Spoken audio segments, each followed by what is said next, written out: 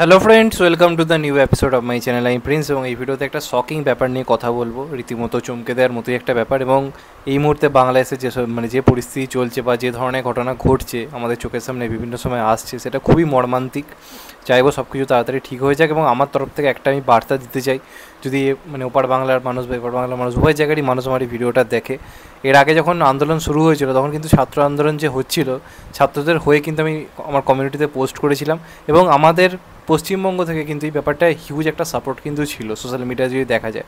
কিন্তু এখন ওখানে যেভাবে সংখ্যালঘুরা বিভিন্ন রকম অত্যাচারের শিকার হচ্ছে, নানা ধরনের ঘটনা ঘটে আসছে। হ্যাঁ, কিছু কিছু মানুষজন রয়েছে যারা অবশ্যই তাদেরকে যথেষ্টভাবে হেল্প করছে, সাহায্য করছে, সেই সংখ্যাটাও যে নেই তা নয়, সেটাও তুলে ধরা দরকার। কিন্তু তা সত্ত্বেও এটাও ঠিক যে বহু সংখ্যালঘুদের ওপর কিন্তু ওখানে অনেক রকম ঘটনা ঘটছে। আমার চেনা জানা অনেকের সঙ্গে অলরেডি ঘটেছে, তাদের আশেপাশের পরিস্থিতি খুবই খারাপ। তো চাইবো সব কিছু শান্তিপূর্ণ হয়ে যাক। এইভাবে স্বাধীনতা পেয়ে গিয়েও এই ধরনের ঘটনা ঘটানো কখনোই ঠিক নয়, সেটা যে দেশেরই হোক না কেন। সেটা আমাদের দেশে হলেও বলতাম, আমাদের দেশেও যে সংখ্যালঘুদের সঙ্গে এরকম অত্যাচার ঘটে আমি সেটারও সহযোগিতা করবো, তেমনভাবে সেটারও বিরোধিতা করবো। তেমনভাবে তোমাদের ওখানেও যেটা ঘটছে সেটারও কিন্তু আমি বিরোধিতা করতে হচ্ছে, কারণ এইটা কখনোই ঠিক হচ্ছে না। যাই হোক, চাইবো যে এই জিনিসটা বন্ধ হোক, পুরোপুরি সব কিছু ঠিক হয়ে যাক, পরিস্থিতি ঠিক হোক এবং আস্তে আস্তে এই সমস্যার সমাধান কোথাও গিয়ে হোক। আর এবার যেটা নিয়ে কথা বললো সেটা পুরোপুরি একটা অন্য দিক এবং সেটার সঙ্গেও বাংলাদেশের একটা কানেকশান রয়েছে। তার কারণ দেবের যে সিনেমাটা আসার কথা ছিল, কমান্ডো নাম ছিল, সেই সিনেমাটা একটা ইন্দো বাংলাদেশ প্রজেক্ট হিসেবে আসার কথা ছিল এবং এই সিনেমাটার প্রোডাকশন হাউস ছিল সাবলা মিডিয়া। এবং এই সিনেমাটা পুরোপুরি শ্যুটিং হয়ে গেছিলো এবং এটা যখন টিজার আসে, যখন অ্যানাউন্সমেন্ট হয়, হিউজ একটা ক্রেজ তৈরি করেছিল। এখন খাদানের যেরকম ক্রেজ দেখছেন, তখন কমান্ডোকে নিয়ে এই সিনেমাটার ক্রেজ অন্য লেভেলে ছিল, কারণ এটাই ছিল দেবের মানে পুরোপুরি একটা সিনেমা যেটা তাকে মেন স্ট্রিম কমার্শিয়াল জোনে ফেরাচ্ছিল। এখন তো খাদান আসছে, খাদানের অনেক আগে যেটা কমার্শিয়াল সিনেমা দেবদা করেছিল সেটা হচ্ছে এটা। এবং সেই সময় যখন একটা টিজার আসে, সত্যি করে চমকে দিয়েছিল। দেবের কেরিয়ারের সব থেকে বিগ বাজেট অ্যাকশন সিনেমা যেন দেখে মনে হচ্ছিল। তো তারপর এটা নিয়ে বিরাট বড় একটা প্রবলেম ক্রিয়েট হয়, বাংলাদেশি সিনেমাটাকে নিয়ে বিরোধিতা শুরু হয়ে যায়। তারপরে সিনেমাটা পুরোপুরি শিফট হয়েছে এবং কখন কি আসবে তাই নিয়ে কোনো ছিল না, গ্যারেন্টি ছিল না। এখন যেটা নতুন আপডেট উঠে আসছে, এই সিনেমাটা নিয়ে বলবো না, এইটা সংক্রান্ত একটা বড় শকিং ব্যাপার ঘটেছে। এটা যিনি প্রডিউসার সেলিম খান এবং ওনার ছেলে শান্ত খান, যে অলরেডি ওখানে একটা সিনেমা করেছিল বিক্ষোভ বলে, সেটা আমি যখন রিভিউ করেছিলাম। তো এখন যেটা লেটেস্ট খবর এসছে সামনে, যে উনি সেলিম খান এবং ওনার ছেলে শান্ত খান গণপিটুনিতে নাকি প্রয়াত হয়েছে। এবং নাকি না, এটা শিওরলি খবর, বড় বড় মিডিয়া হাউস অলরেডি জানিয়ে দিয়েছে যে এই ঘটনাটা ঘটেছে। এবং এটা সত্যি একটা চমকে দেওয়ার মতো ঘটনা, যে একটা জায়গাতে এরমভাবে ঘটনা হতেই পারে যে কিছু হয়েছে, সে কথা আমি যাচ্ছি না, কিন্তু ঘটনাটা সামনে আসে সত্যি চমকে যেতে হয় এবং অবাক হতে হয়। এবার যেহেতু এই ঘটনাটা সামনে এসছে এবং কমেন্টো সিনেমা প্রডিউসারের নাম হচ্ছে সেলিম খান, সাবলা মিডিয়ার কর্ণধার, এবং ওনার ছেলে এইভাবে প্রয়াত হলো, যাদের কাছে সিনেমাটা পুরোপুরি রাইটস ছিল, সেই প্রোডাকশন হাউস যাদের, তারাই যখন এই পৃথিবীতে আর নেই, তাহলে কী করে কমেন্টো সিনেমাটা হতে পারে? এটা অনেকেরই বক্তব্য। অনেকেই জিজ্ঞাসা করে যেটা নিয়ে ভিডিও করতে চাই, তাহলে কমেন্টোকে চিরকালের মতো বাতিল হয়ে গেল।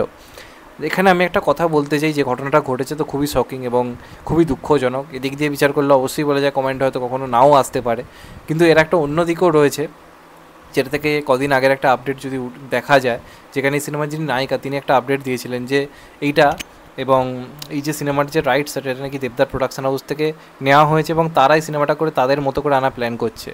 এটা তো অন্যভাবে পুরো শ্যুটিং হয়েছিল, অন্যভাবে পুরো প্ল্যানিং হয়েছিল, কিন্তু এটার যে সিনেমাটার যে স্কেলটা বা সিনেমাটার যে স্টোরি ওয়াইজ যে প্লটটা, সেটা নাকি দেবের খুবই পছন্দের, যে কারণে দেব করতে রাজি হয়ে গেছিলো। তাই দেবের পুরোপুরি ইচ্ছা রয়েছে এই প্রজেক্টটা আনার। এবার সাবলা মিডিয়ার সঙ্গে দেবদার চুক্তি নাকি শেষ হয়ে গেছিলো, তার সঙ্গে দেবদার প্ল্যান ছিল 3-4টে সিনেমা আসবে, যার মধ্যে কমান্ডো 1-2 প্ল্যানিং করা হয়েছিল, আরও কিছু কিছু কাজ ছিল, সেগুলো পুরোটাই বাতিল। কিন্তু দেবদা কমান্ডোর কিন্তু রাইটস যতদূর লাস্ট খবর পুরোপুরি নিয়ে রেখেছিল। এমনি আমরা আগেও জানতাম যে এটা দেব প্রোডাকশন হাউস জয়েন্ট ভেঞ্চার হিসেবে থাকছে, অ্যাসোসিয়েট প্রডিউসার হিসেবে থাকছে। এখন যারা জানা যাচ্ছে যে কমান্ডোর কিন্তু তারা রাইটস নিয়ে নিয়েছিল।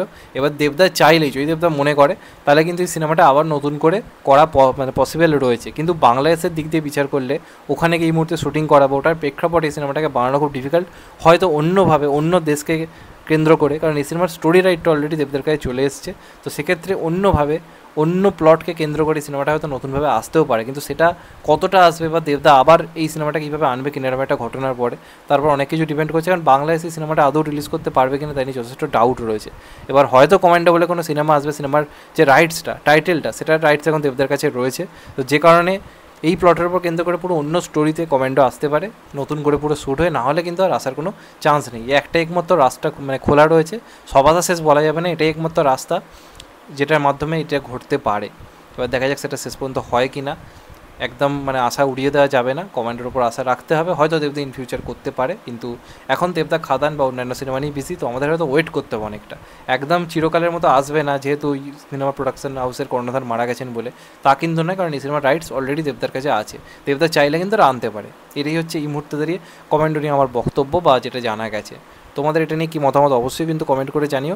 আর যে ব্যাপারটা আমি শুরুতে বললাম ওপার বাংলার মানুষজনদের জন্য, যে এই ব্যাপারটা নিয়ে ভাবা দরকার, সংখ্যালঘুদের ওপর অত্যাচার, এটা প্রত্যেকে যেন সাবধানে থাকে, এই জিনিসটাকে সামলে দেয়, এই জিনিসটা যেন না হয়।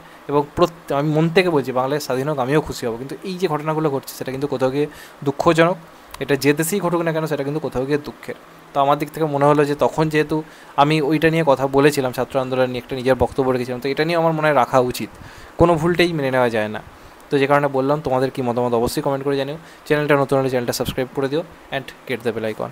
ভালো থেকো সবাই, টেক কেয়ার, নমস্কার, আবার দেখা হবে এখন তো ভাই। সবাই ভালো থেকো, সুস্থ থেকো, নমস্কার, টেক কেয়ার, ভালো থেকো সবাই, টেক কেয়ার, আবার দেখা হবে।